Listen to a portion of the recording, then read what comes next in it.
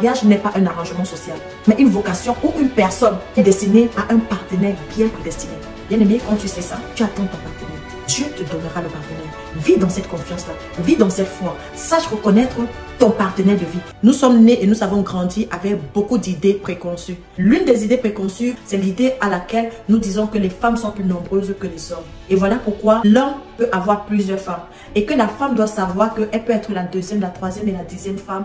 Et elle est toujours à sa place. Sauf que, en tant qu'enfant de Dieu, connaissant son identité, on sait que on ne fait pas partie de ces nombreuses femmes dédiées pour un seul homme par des idées préconçues. On sait qu'on est garanti à avoir un seul partenaire de vie. Voilà pourquoi il est important, bien aimé, de statuer sur le sujet. Je te parlerai tout de suite après le générique.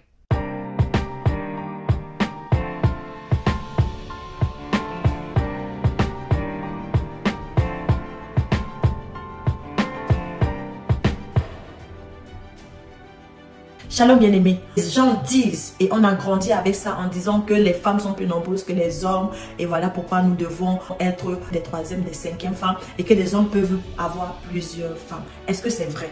Admettons que ça soit vrai. Mais est-ce que c'est appelé à tout le monde? Non. Surtout pas à toi, parce que tu es un sacerdoce royal, tu es une terre sainte, tu es un peuple béni et tu es une personne choisie de Dieu qui est mise à part et qui ne peut pas vivre selon ce que le monde dit, mais selon ce que Dieu a conçu pour toi.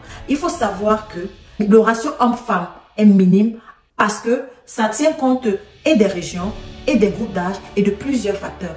En l'occurrence, dans certains groupes d'âge, on va te dire qu'entre 0 et 18 ans, tu auras 52% de femmes et 48% d'hommes. 20 ans à 40 ans, tu auras 50% d'hommes, 50% de femmes.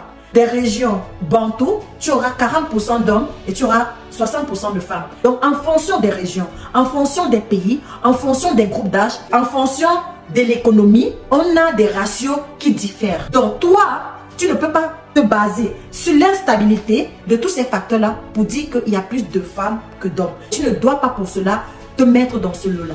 La première des choses que tu dois faire pour ne pas te mettre dans ce lot, c'est que tu ne dois pas faire confiance aux hommes qui ont déjà ces idées préconçues arrêtées. Mais tu dois plutôt faire confiance à Dieu qui dit qu'il t'a réservé le bon partenaire au bon moment pour accomplir ta destinée. C'est-à-dire que pour que tu puisses accomplir ta destinée, Dieu sait que seul tu n'y arriveras pas.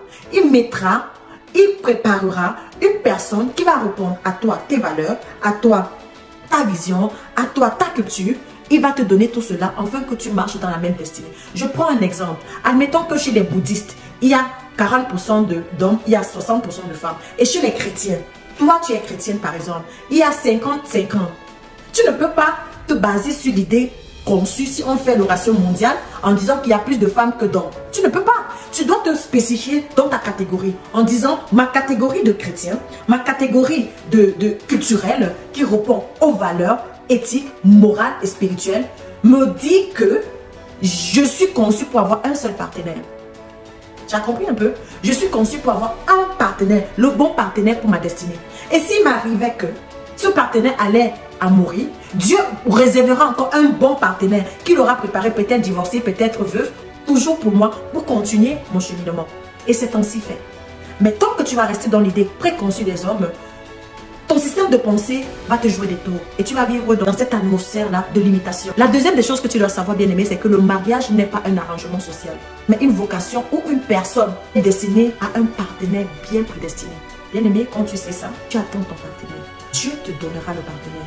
Vis dans cette confiance-là, vis dans cette foi. Sache reconnaître ton partenaire de vie et tu verras que tu ne vas pas t'arrêter aux idées préconçues. Tu vas vivre selon les lois divines. Voilà pourquoi la parole de Dieu dit que l'homme quittera son père et sa mère et s'attachera à la femme. Il n'a pas dit aux femmes, il n'a pas dit aux nombreuses femmes, il a dit à la femme. L'homme quittera son père et sa mère, il va s'attacher à une seule femme. Et cette seule femme-là, c'est toi. Cet homme-là, c'est toi, mon cher frère. C'est toi qui vas quitter ton père et ta mère. Tu vas quitter des idées préconçues du monde. Et tu vas aller chercher la femme selon ta destinée. La femme selon la vision de Dieu. La femme prédestinée pour toi. Pas plusieurs femmes qui vont venir te massacrer. Qui vont venir créer le trouble dans ton foyer. Qui vont venir créer le trouble dans ta famille. Ce n'est pas tout le monde qui est capable de porter deux femmes. Une seule femme d'abord, ce n'est pas évident. À plus forte raison, deux femmes. 2 femmes, ça peut créer la guerre. On a vu ça avec Abraham. 2 nations se sont créées. Aujourd'hui, on voit quoi, les guerres? Donc, c'est la même chose que tu dois comprendre. Il n'y a pas un exemple biblique qui nous montre qu'un homme qui a eu plusieurs femmes a réussi dans sa vie. Abraham, il a créé 2 nations, les musulmans et les chrétiens et les juifs. Jacob, qui est Israël, il a créé 12 tribus. On a vu les guerres entre eux. Les frères ont même voulu tuer leurs cadets. Ils ont couché avec les femmes de leur père. David, qui avait plusieurs femmes. On a vu comment le demi-frère a couché avec la demi-sœur.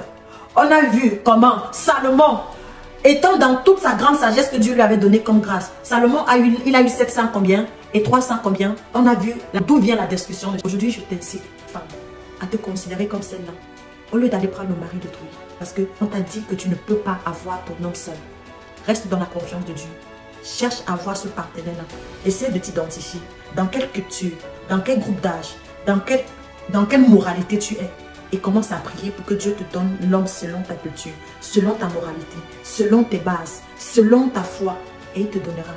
Homme, je sais que tu as grandi dans une idée préconçue. Regarde tes parents comment ils ont vécu. Avec tes demi-frères, avec les femmes, tu as vu comment, dans quoi tu as été. Est-ce que tu voudrais que tes enfants vivent pareil? Prends une seule femme. Si demain, elle arrive à partir, tu prendras encore une autre femme. Il y en a et tu pourras en avoir, mais une après l'autre. Et tu verras que ça va t'aider même dans ton épanouissement. Bien évidemment, si tu as au préalable bâti ton couple, si tu as au préalable préparé ton mariage, tu verras qu'il y aura un équilibre et un épanouissement dans ton mariage. Et le bonheur et la grâce de Dieu t'accompagneront jusqu'à la fin de tes jours. Alors, je te dis merci, toi qui as écouté cette vidéo jusqu'à la fin. Si tu as aimé cette vidéo, si tu as une histoire à raconter, un témoignage à raconter, si tu as eu une idée que tu voudrais partager avec notre communauté, n'hésite pas à commenter. Surtout, je te prie de t'abonner, de partager, de liker et d'activer la cloche de notification pour recevoir beaucoup plus de messages. Que Dieu te bénisse et que tu te portes extraordinairement bien. Sois béni et que Dieu soit avec nous.